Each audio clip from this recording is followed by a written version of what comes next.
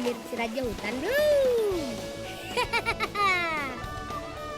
Teman, perkenalkan, nama Ambo Irsyad. Si bolang dari Nagari Simpang Kapwa, Kecamatan Mungkah, Kabupaten 50 Kota, Sumatera Barat.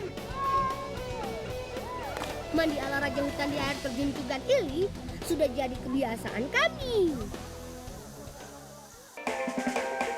Tapi ingat, loncat dari ketinggian seperti ini tidak bisa sembarangan. Tidak cukup hanya bisa berenang saja, tapi juga harus punya keberanian. Ada triknya juga loh. Pegang kuat tali ayunan sambil melihat posisi mendarat kita. Jangan sampai jatuh ke tempat dangkal atau jangan sampai ada orang di bawahnya. Posisi badan harus tepat,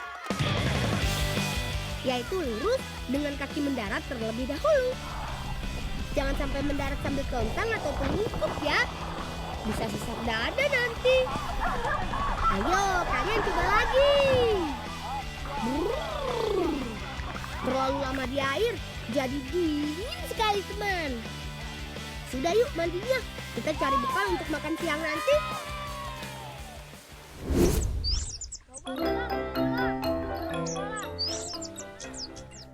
Oh iya teman, kalian sudah tahu tutut itu? Iya, betul sekali. Tutut adalah sejenis siput yang biasa hidup di area persawahan. Tidak hanya di sawah padi saja loh, di perkebunan bawang tutut juga ditemukan.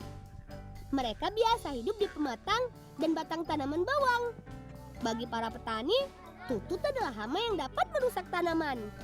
Tapi jangan salah teman, meskipun sebagai hama, tapi kalau sudah dimasak, tutut rasanya enak loh. Makanya, ayo kumpulkan yang banyak. Sebelum masak, kita bagi-bagi tugas teman. Aku menyiapkan bumbu dan Randy siapkan perapiannya. Febri dan Aziz yang membersihkan tutut ya. Kata ibu, sebelum dimasak, tutut harus dibersihkan dengan benar. Tutut yang kurang bersih saat dimakan bisa membuat sakit perut. Kalian gak mau kan? Nah, untuk masak tutut, bumbunya sederhana kok. Tidak rumit. Cukup bawang merah dan cabai merah saja yang banyak. Biar pedas. Hehehe. Sip, bumbu dan tututnya sudah siap. Saatnya masak. Ini dia teman, resep spesial ala si bolang. Kami akan masak tutut dengan air kelapa muda langsung dengan batok kelapanya. Kebayang kan gimana gurihnya? Ayo, masukkan semua tutut ke dalam air kelapa. Lalu giliran irisan bawang dan cabai. Biar lebih wangi, tambahkan daun jeruk dan serai. Nah, kita tunggu deh sampai matang. Kira-kira paling cepat sekitar setengah jam. Biar tidak bosan menunggu tutut matang, kita berenang dulu yuk. Oh iya, temanku Aziz tidak bisa berenang nih. Tidak seru kan kalau ada yang tidak ikut main air? Kalau begitu, kita buatkan pelampung spesial untuknya. Hehehe. Tenang, cukup menggunakan bahan yang ada di alam desa kami. Buah kelapa yang masih utuh ini bisa disambung-sambung untuk dijadikan pelampung. Gimana teman? Unik kan? Yang penting Aziz jadi bisa ikutan bermain air. Meskipun pelampung kami ini sederhana, tapi efektif kok. Ayo, saatnya kita beraksi.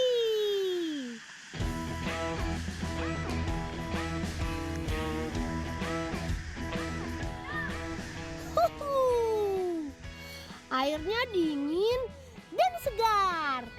Tempat ini namanya Curug Ibun. Indah kan? Di desa kami memang banyak air terjun. Salah satu yang masih sangat alami, ya di Curug Ibun ini. Sumber mata air di sini berasal dari Gunung Ciremai. Makanya kalau udara mulai panas, kami tinggal nyabur ke sini. Dijamin badan langsung segar. Hehehe. Oh iya teman, Sampai lupa, tututnya sudah matang tuh. Yeay! Ayo, jangan cicipi makanannya dulu. Buat nanti sore saat berbuka ya. Hehehe.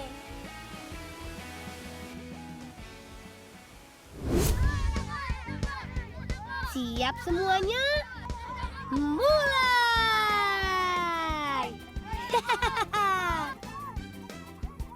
Kalau ada yang bilang bermain sepak bola butuh kerjasama, permainan sepak bola kami kali ini apalagi? Bosan dengan main bola yang itu-itu saja, akhirnya kami tantang tim lawan untuk mengikat satu kaki dengan kaki teman lainnya. Peraturannya, kami hanya boleh menendang bola dengan kaki yang disatukan. Kalau tidak kompak, ya akibatnya bisa jatuh deh. Gol! Satu nilai untuk tim bolang.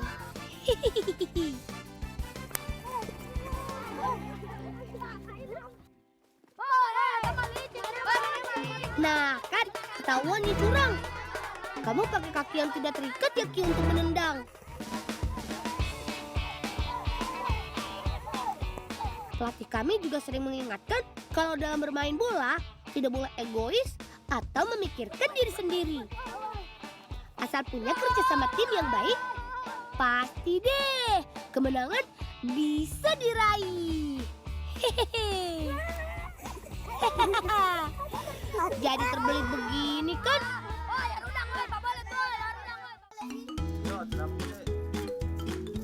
Oh iya, kami lupa belum kenalan. Konco-konco, namaku Ega. Si bolang dari Kecamatan Jambu, Kabupaten Semarang, Jawa Tengah.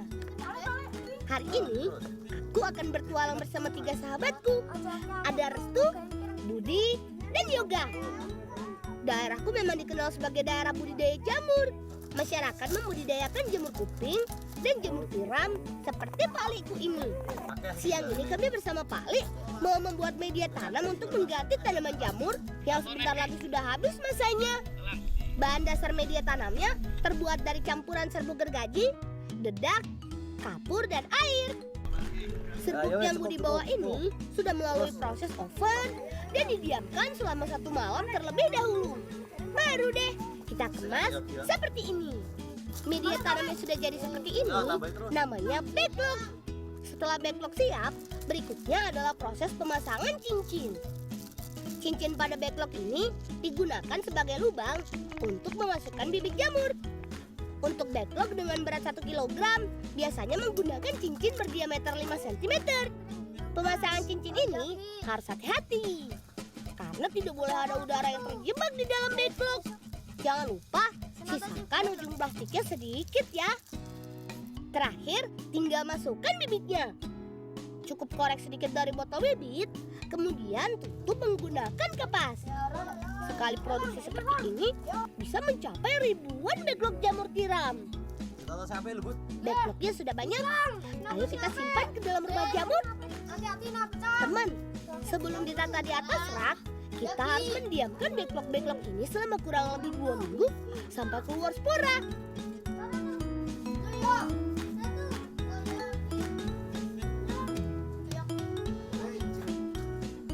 Wis dirampung lema delok nang.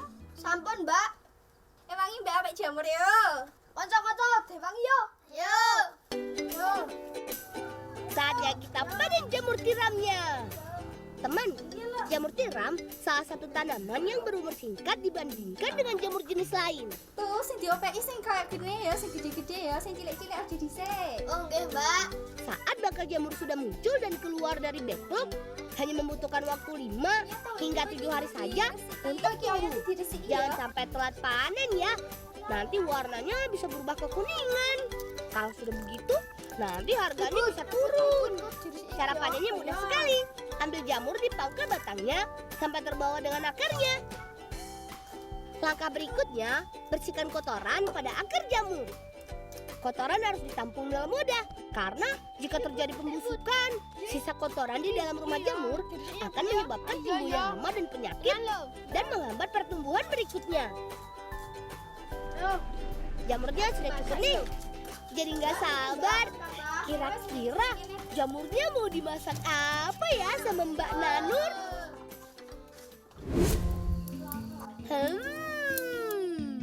Baunya wangi sekali. Teman, jamur bisa kita jadikan sebagai makanan pengganti lauk daging loh. Jamur tiram bisa dijadikan berbagai macam jenis masakan. Bisa disate dan bisa juga dijadikan isian lumpia khas Semarang. Sambil menunggu Mbak Nanur menyiapkan bumbu dan bahan membuat lumpia jamurnya, aku dan Restu mau bakar satenya dulu. Membuat sate jamur sama saja dengan membuat sate daging, baik bumbu maupun cara bakarnya. Nah Budi, jamurnya disuwiri ya. Kan wis disuwiri dikukus ning nggone gandang ya. Oke, Pak. Yogi ngiris wortel. Nak wis wortele wis rampung, engko oncelange diiris ya. Sekarang kita intip cara bikin lumpianya ya. Pertama, kita akan membuat isian lumpia yang terdiri dari jamur, wortel, dan daun bawang. Setelah jamur dicuci bersih, kemudian suwir-suwir jamur menjadi lebih kecil. Selain jamur, wortel dan daun bawangnya juga harus dipotong kecil-kecil. Nah, bumbu yang kakak haluskan inilah kunci kelezatannya. Bumbunya cukup sederhana. Ada merica, bawang merah, bawang putih, cabai rawit, dan sedikit gula. Bud, kuwi jamure nek wis digodhog ya ning ngene ngarepe Restu kae. Oke, Pak. Sebelum ditumis, jamur suwir ini harus direbus dulu. Tujuannya supaya jamur tidak alot dan bersih dari kotoran. Bumbunya sudah jadi. Sambil menunggu jamurnya mendidih, kita tumis bumbu terlebih dahulu. Wangi! Khusus sayuran wortel, kita tumis duluan ya, karena teksturnya sedikit keras. Jamurnya sudah mendidih juga. Sini biar kuangkat. Tiriskan jamurnya sejenak. Kemudian masukkan jamur dan daun bawangnya ke dalam wajan. Sreng, sreng, sreng. Tumis sebentar saja, lalu angkat. Sekarang kita buat lumpianya. Sebelum masak tadi, kakak sudah menyiapkan beberapa kulit lumpianya. Jadi, kita tinggal masukkan tumis dan jamurnya saja. Gulung-gulung, kemudian direkatkan menggunakan tepung encer. Lumpianya sudah siap digoreng nih. Ayo lumpia, berenang dulu ke dalam wajan. Menggoreng lumpia harus menggunakan minyak yang cukup supaya kulit lumpia renyah sempurna. Jangan lupa dibalik supaya tidak gosong. Kalau warnanya sudah berubah kecoklatan, tandanya lumpia sudah matang. Eits, tunggu ya. Makannya nanti sore ya, saat berbuka. Hehehe.